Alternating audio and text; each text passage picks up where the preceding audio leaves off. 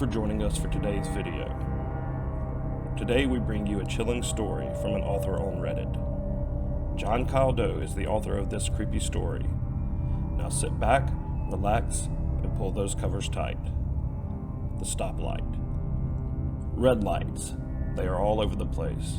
Almost every road, in our cars, in our houses, and even on our phones. For the most part, they are there to keep us safe, though at times they seem to be nothing more than an inconvenience.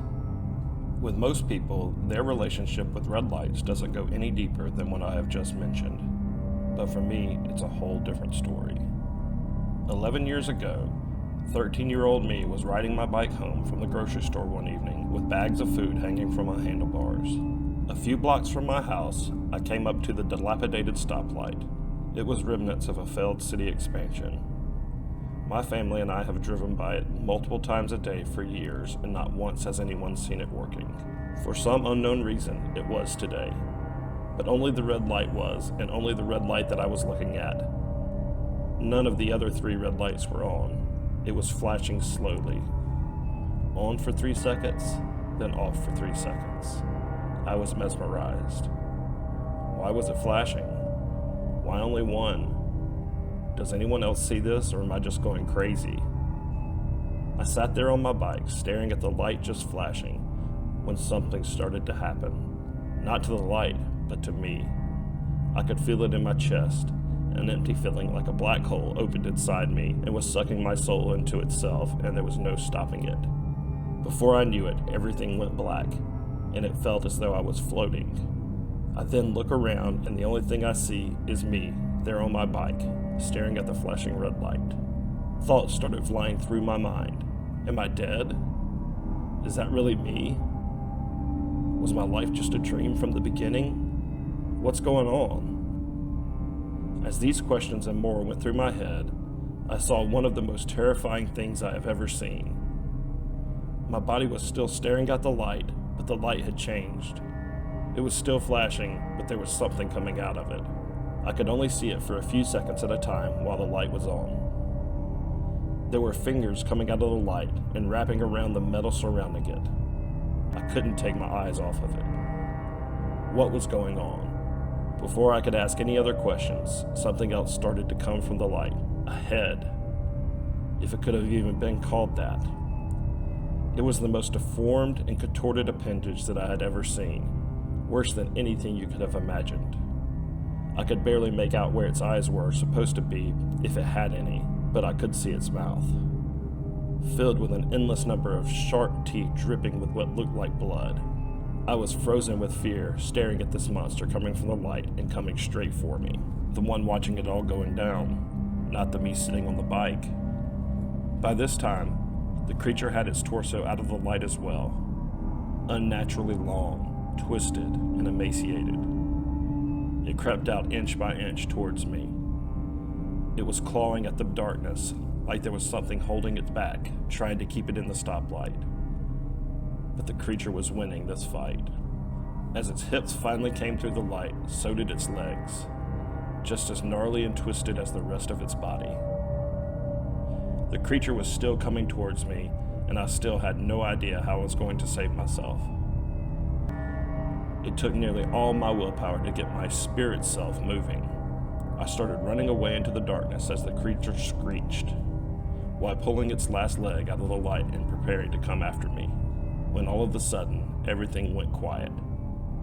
I stopped in my tracks and looked back, only to see that the creature has now taken interest in a more vulnerable target, my frozen body. It starts slowly crawling towards my body on my bike, like a lion stalking its prey in the grasslands of Africa.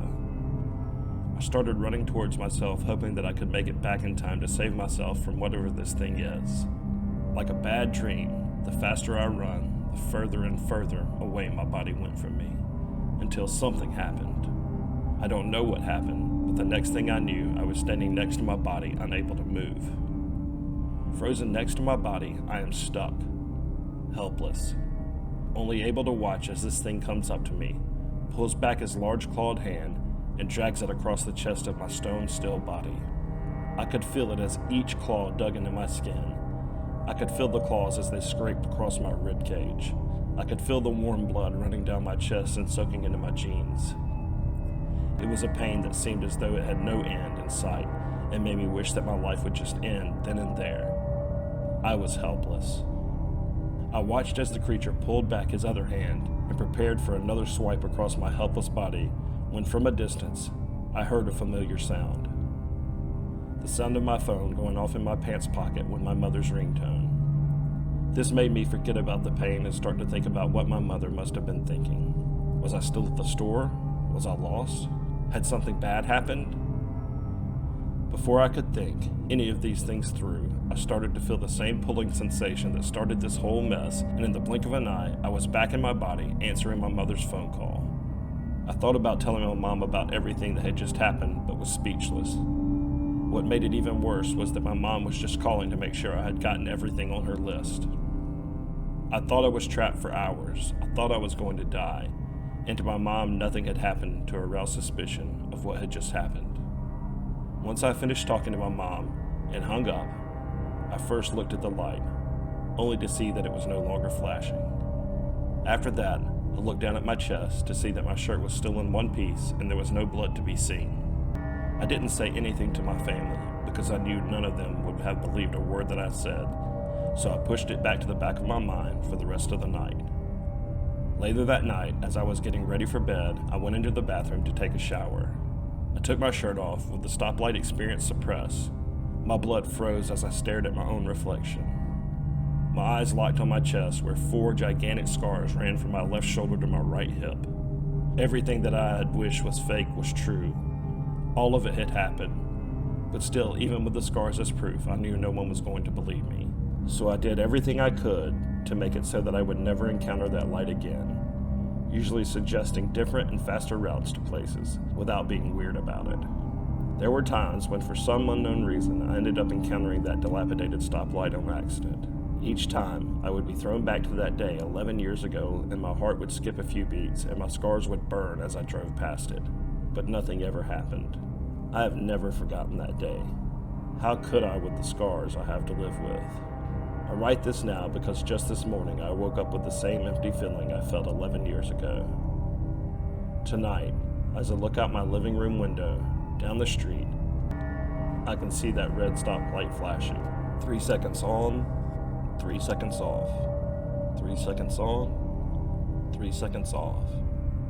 3 seconds on, 3 seconds off.